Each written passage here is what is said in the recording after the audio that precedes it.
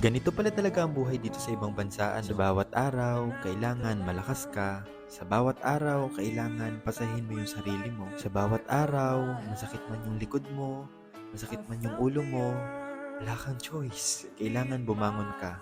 Kailangan pumasok ka. Yung tipong kahit na sumasakit yung likod mo, yung ulo mo, sa bawat umaga, nagigising ka, papunta ng trabaho. Wala. Kailangan patunayan mo na kaya mong tapusin yung kontrata na pinirmahan mo dito. Kala ko nga noon, hindi ko kakayanin eh. Pero eto na yun. Ito na yung totoong laro ng buhay. Laro ng buhay na hindi mo pwedeng basta-basta na lang subukan. Na bawat araw, kailangan lagi mong subukan.